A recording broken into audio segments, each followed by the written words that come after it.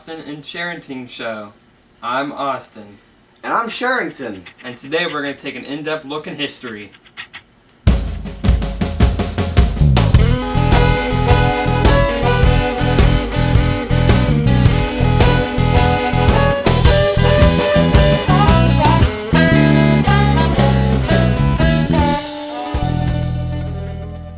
For today's episode, we'll be discussing the Civil Rights Movement. We'll be doing this by analyzing Harper Lee's novel, Set A Watchman.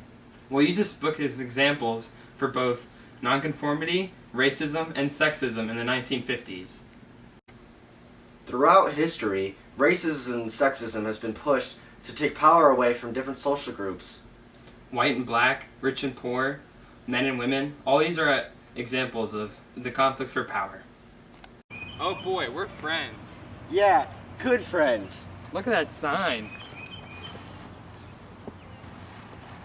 I hate you now. Scum! Society has lots of power over different social groups, and they use that power to dictate who can be together and who cannot. As seen in the footage, the two people who were once friends were broken apart after society's push for differing social groups. Much like Jean Louise found when she came back home to Macomb and found that her old maid Calpurnia did not want to be in a relationship with her after social groups created by Aunt Alexandra and the people of Macomb. During this time, many people were against the old-fashioned Jim Crow laws, especially people in the more progressive North. They felt that the laws promoted racism and inequality, while many people in the South, as examples with the KKK, felt that these laws were right and that they should keep them, which caused lots of fighting and lynchings. The difference in ideas between North and South was very present throughout the book, and caused much of the conflict for the whole story. Jean Louise went to a more progressive school in New York and found that racism maybe wasn't the best idea. When she went back to her old town of Macomb, the many racist ideas made her upset and confused on what had happened to her old town. During this time in the early 1950s, the South not only had signs of racism, but struggled with sexism as well. As seen in the book, as soon as Jean Louise returns to Macomb County, her Aunt Alexandra critiques her on her outfit as not being ladylike, and ultimately pushes her to fit into Southern society's social norms. Hey family, it's me, Jean Louise. How dare you walk into my home looking like that? Dress better. Macomb citizens typically dress nicely and believe those who live in the city are beneath them. Society judged people based on who they put themselves around, how they present themselves, and where they grew up instead of judging them by their actions.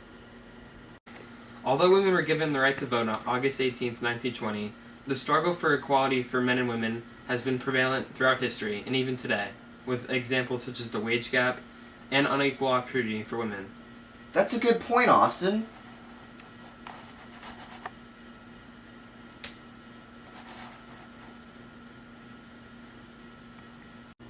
Hey, Sharington. Hey, Austin. What happened to your shirt? That green one? Yes. It was sweaty! Remember when Aunt Alexandra told Jean Louise that she could not marry Henry because he is, quote, red-necked white trash? Yeah! That shows how much social classes really mean to not only Aunt Alexandra, but everyone in Macomb as a whole. Yeah, I agree. Their society is quite, class-based, and they're not that welcoming to other classes, especially if one's poor, or red-necked, as Aunt Alexandra would call Henry. Yes, because Henry had a different background. She was against him, and didn't want him to marry a proper Finch.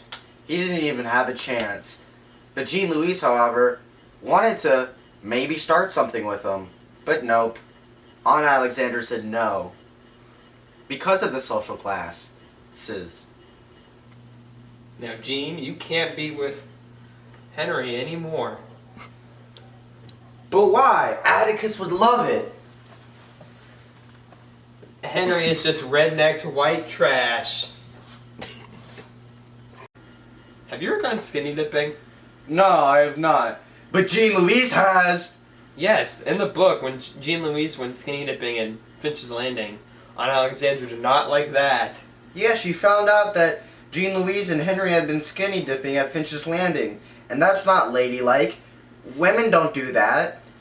Aunt Alexandra told Jean Louise that even if she hadn't gone skinny dipping, it doesn't matter because Maycomb will still believe that she did.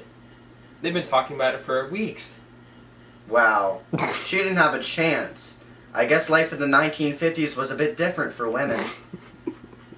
Yes, it was.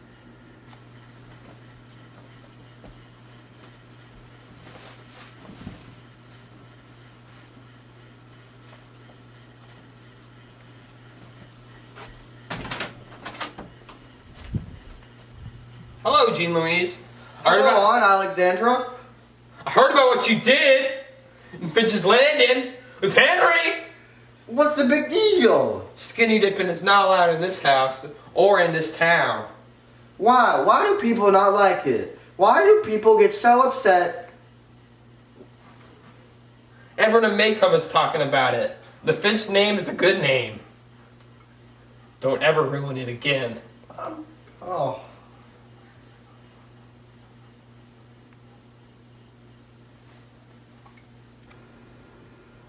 Throughout the story, you learn more and more about Atticus's deep-seated racism. Yes. You learn that he dislikes the NAACP, Formed in 1909, I believe.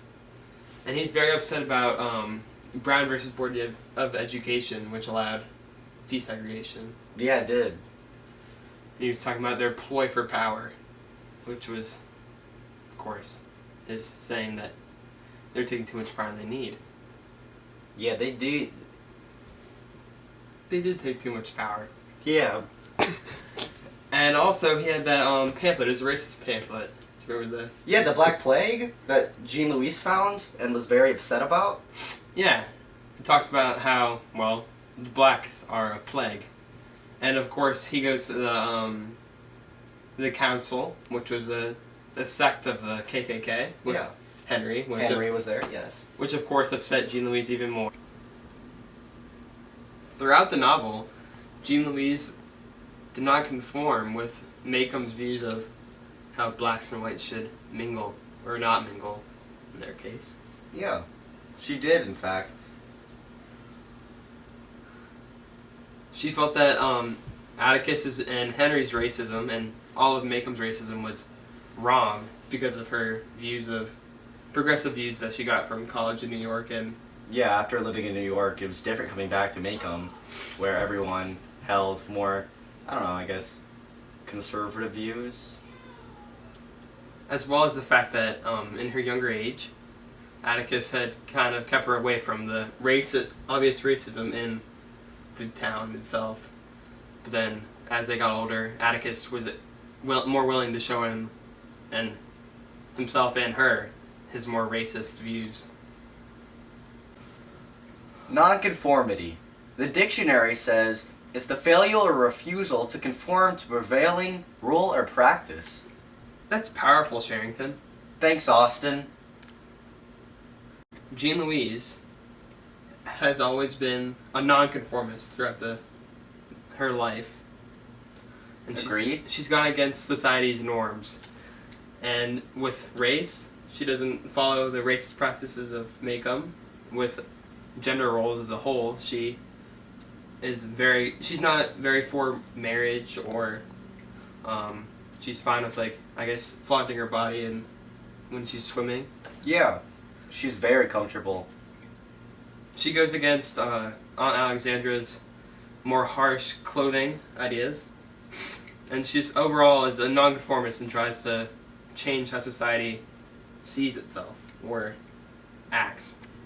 Women in the 1950s were expected to take care of the household, take care of their children, dress nicely, and cook and clean. Similar to the cult of domesticity during the 19th century. Yes, Jean Louise was a nonconformist during this time, and she tried to go against the norms. Much like in the 1920s, flappers or fashionable young women were trying to dress out and dress differently than the cultural norms of, like, not showing your skin and all that stuff. And Jean Louise went out skinny dipping. She was against marriage and other things that were obviously against the Southern values. Ultimately, Jean Louise went against the conventional standards of behavior for a young woman. As Jean Louise had gone to college in the North, and New York more specifically, she had more progressive views and even clothing styles, and when she went back to the South, Aunt Alexandra and other women judged her based on what she wore. Another important aspect of the novel is that Jean Louise's nonconformity leads to isolation. When she moves to New York and has more progressive views, the people in Maycomb stopped writing her, and she says that they didn't write her any dirt, meaning that they stopped talking to her just because she was in a different place than they were at the time. The fear of isolation can cause others to act differently than they normally would. When Jean Louise went to Copernica's house, Copernica didn't really want to talk to Jean Louise because blacks and whites didn't mix during this time, and also she didn't want to be isolated from her own community for isolating with people that usually were racist and tried to put them down. And then when Jean Louise went back to her home, and Aunt Alexandra heard about this, she was furious at Jean Louise for fear that she too would be isolated from her community for a white Jean Louise to be interacting with a black Copernica. Jean Louise eventually isolates herself from both her family and friends. She tells Henry that she is sickened by seeing him at the meeting where racism is discussed, and Henry replies by explaining that even though people like Atticus and himself might be mad on the inside, they can get more done by being diplomatic. And Atticus argues that they only invited the racist man to speak as a form of defense. Jean Louise, however, disagrees and calls them both cowards and hypocrites, and by doing that, isolates herself from her father and potential lover, Henry. Just the fact that Jean Louise was a Finch led to even more isolation for herself. As the Finches were more higher up in society, people often were angry or upset that they had more wealth and power. And Henry says that Jean Louise has more privilege than he, for that she has the virtue of being a Finch, and that he has to work harder to gain respect from other people. As we touched on before, Jean Louise's nonconformity not only isolates her from society as a whole, but her family as well. After fighting with both Atticus and Henry over the racist meeting, Jean Louise decides to storm out and leave Macomb County. Uncle Jack sees her and slaps her. Showing that he's angry at her for going against their family's wishes and saying that Atticus is a racist and being angry at him in general. This shows that they're being more isolated and that she's being pushed apart from not only society but her family too. He says that she put her mind in with Atticus as she was raised, and so instead of actually arguing and fighting with one another, she just decides to leave and can't handle the situation because she's so opposed to the views of Atticus and Henry. I'm tired of this. I'm leaving. I'm never coming back to Macomb. Don't you ever betray your family! Ultimately, Set A Watchman is a great representation of gender roles, society, nonconformity, racism, and social classes during the 1950s. Thanks for joining in on the Austin and Sharington show. I'm Austin. And I'm Sharington. Check out our next episode when we talk about swag during the 1980s, and we analyze...